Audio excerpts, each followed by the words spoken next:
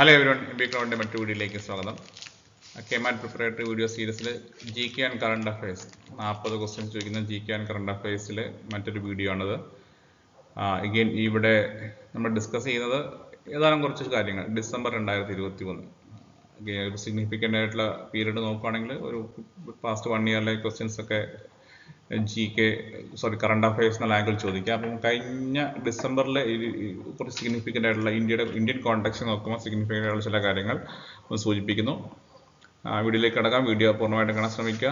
MBA cloud channel ആദ്യമായിട്ട് കാണുന്ന ആളുകളുണ്ടെങ്കിൽ MBA cloud is exclusive platform for മാനേജ്മെൻറ്റിൻ്റെ MBA റിലേറ്റഡ് കണ്ടന്റ് നിങ്ങൾ KMAT എക്സാം പ്രിപ്പയർ ചെയ്യുന്ന വിദ്യാർത്ഥികളുമായിട്ടൊക്കെ ഷെയർ ചെയ്യുക, സബ്സ്ക്രൈബ് ചെയ്യുക. അഗെയിൻ പൊളിറ്റിക്കൽ ഡെവലപ്മെൻറ്റ്സ് നോക്കുകയാണെങ്കിൽ ഒന്ന് രണ്ട് പ്രധാനപ്പെട്ട കാര്യങ്ങൾ. ഒന്ന്, ഛത്തീസ്ഗഡിലും മധ്യപ്രദേശിലും പുതിയ ചീഫ് മിനിസ്റ്റർ സ്വയറിംഗ് അല്ലെങ്കിൽ സത്യപ്രതിജ്ഞ ചെയ്തു.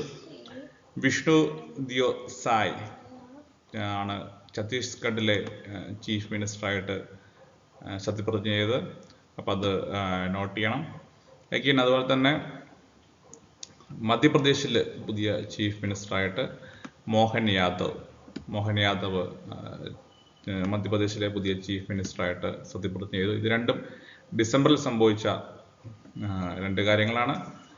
ഓക്കെ, അപ്പോൾ അത് പ്രത്യേകം നോട്ട് ചെയ്യുക. ഡെപ്യൂട്ടി ചീഫ് മിനിസ്റ്റേഴ്സിൻ്റെ പേര് ഇതിൽ മെൻഷൻ ചെയ്തിട്ടുണ്ട്, പക്ഷേ കൂടുതൽ ഇമ്പോർട്ടൻ്റ് തീർച്ചയായിട്ടും ചീഫ് മിനിസ്റ്റേഴ്സാണ്. വിഷ്ണു ദിയോ സായും അഗെയിൻ മോഹൻ യാദവ്, ഇത് രണ്ടും ശ്രദ്ധിക്കുക. Again, inauguration of Diamond Traders Office. Prime Minister Narendra Modi inaugurated world largest office. Over 65,000 diamond traders in Surat. അപ്പോൾ ഒരുപക്ഷെ ലൊക്കേഷൻ ചോദിക്കാം, എവിടെയാണ് അത് ഇനാഗ്രേറ്റ് ചെയ്യപ്പെട്ടതെന്ന് ചോദിക്കാം. അത് ഇന്ത്യയിൽ സൂറത്തിലാണ്.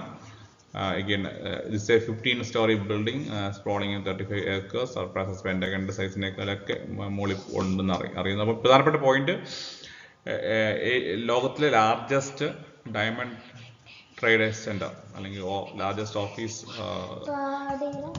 ഓഫീസ് എവിടെയാണ് ഇനാഗ്രേറ്റ് ചെയ്യപ്പെട്ടത്? Again that is in Surat, Gujarat. That is very important.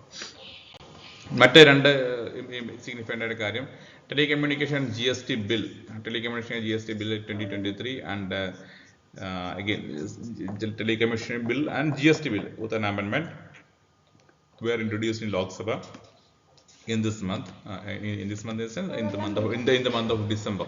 So that is another important event. Again, revocation of Jammu Kashmir's special status. of Jammu Kashmirine പ്രത്യേക പദവി കൊടുത്തിരുന്നത് സുപ്രീം കോടതി ഒരു വിധിയെ, ഒരു തീരുമാനത്തെ, സെൻട്രൽ ഗവൺമെൻറ് ഒരു തീരുമാനത്തെ സുപ്രീം കോടതി ബാക്ക് ചെയ്തു അല്ലെങ്കിൽ സപ്പോർട്ട് ചെയ്തു, അനുകൂലിച്ചു. അത് സുപ്രീം കോടതി ചലഞ്ച് ചെയ്തിട്ടുണ്ടായിരുന്നു. That was under article 370 base ചെയ്തിട്ടാണ് ഈ ഒരു സ്പെഷ്യൽ പദവി കൊടുത്ത. അപ്പോൾ അതുമായിട്ട് ബന്ധപ്പെട്ട് അങ്ങനെയൊക്കെ വേണമെങ്കിൽ ചോദിക്കാം, കാരണം അതും ഒരു ഡിസംബറിലെ പ്രധാനപ്പെട്ട ഒരു നാഷണൽ ലെവലിൽ സിഗ്നിഫിക്കൻ്റ് ഈവൻ്റ് ആയിരുന്നു. മറ്റൊരു സിഗ്നിഫിക്കൻ്റ് ഈവൻ്റ് ഇന്റർനാഷണൽ റിലേഷൻഷിപ്പിൻ്റെ കോണ്ടെക്സ്റ്റ് നോക്കുകയാണെങ്കിൽ നവംബർ ഡിസംബർ മാസത്തിൽ നടന്ന COP28 conference of parties, climate ചേഞ്ചുമായിട്ട് ബന്ധപ്പെട്ട അന്താരാഷ്ട്ര സമ്മേളനം അല്ലെങ്കിൽ ഉച്ചകോടി. അത് എവിടെയാണ് നടന്നത് ഒരുപക്ഷെ ചോദിക്കാം. അതൊരു ഇന്റർനാഷണൽ ലെവലുള്ള ന്യൂസാണ്. ഈ COP28 നവംബർ ഡിസംബർ മാസത്തിൽ നടന്ന COP28 ദുബായിലാണ് നടന്നത്. അപ്പോൾ അത് മറ്റൊരു തരത്തിലുള്ള ആൻസറാണ്. അവിടെ ഇന്ത്യയുടെ നിലപാടുകൾ വളരെ ഇമ്പോർട്ടൻ്റ് ആയിരുന്നു. UAE കൺസെൻസസിലാണ് പറയുന്നത് achieve net zero by 2050 net zero fossil fuel emission net സീറോയിലേക്ക് എത്താനായിട്ടുള്ള എഗ്രിമെൻറ്റ് അല്ലെങ്കിൽ അതിൻ്റെ തീരുമാനത്തിലേക്ക് ഇന്ത്യയും സപ്പോർട്ട് ചെയ്തു, അല്ലെങ്കിൽ ഇന്ത്യ ആ കൺസെൻസിൽ ചേർന്നു. എങ്കിലും അതുകൊണ്ട് COP28 എവിടെയാണ് നടന്നതെന്ന് ഇതിൽ ചോദിക്കാം. COP28 was conducted in was organised in Dubai. Again West Asian ceasefire റെസൊല്യൂഷനിൽ ഇന്ത്യയും ജോയിൻ ചെയ്യേണ്ട, ഇത് മറ്റ് ഇമ്പോർട്ടൻ്റ് ആയിട്ടുള്ള ഒരു സിഗ്നിഫിക്കൻ്റ് ഈവൻ്റാണ് ആ സമയത്തുണ്ടായിരുന്നത്. അഗെയിൻ ഇവിടെ COP ആയിട്ട് ബന്ധപ്പെട്ട് മറ്റൊരു ക്വസ്റ്റ്യൻ, മറ്റൊരു point, prime minister Narendra Modi's Panchamrit pledge by aiming net zero emission by 2070. അത് ഇന്റർനാഷണൽ അറ്റൻഷൻ നേടുകയുണ്ടായി. അപ്പം പ്ലഡ്ജിൻ്റെ പേരും വേണമെങ്കിൽ നോട്ട് ചെയ്യാം. അത് ഈ കോൺഫറൻസുമായിട്ട് ബന്ധപ്പെട്ട് ആണ് കൂടുതൽ ശ്രദ്ധ നേടിയത്. ഓക്കെ, അപ്പോൾ അതൊരു ഇമ്പോർട്ടൻ്റ് ആയിട്ട് ഹൈലൈറ്റ് ആണ്. സ്പോർട്സുമായിട്ട് ബന്ധപ്പെട്ട സിഗ്നിഫിക്കൻ്റ് ആയിട്ട് കാര്യം, Indian wrestler Antim Panghal She was named the Rising Star of Year among women by United World Wrestling UWW.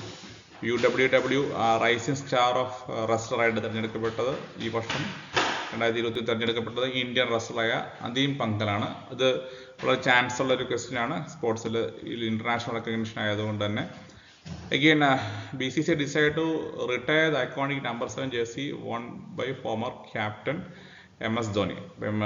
Indian MS ധോണിയുടെ നമ്പർ 7 ജേഴ്സി മറ്റ് ഇനി വരുന്ന വർഷങ്ങളിൽ കളിക്കാർക്ക് കൊടുക്കാതെ അത് റിസർവ് ചെയ്യാനായിട്ടില്ല, മാറ്റിവെക്കാനായിട്ട്, അദ്ദേഹത്തോടുള്ള ബഹുമാനാർത്ഥം മാറ്റിവെക്കാനായിട്ട് BCCI തീരുമാനിച്ചതും ഈ ഒരു പീരീഡിലാണ്. So that is another significant event.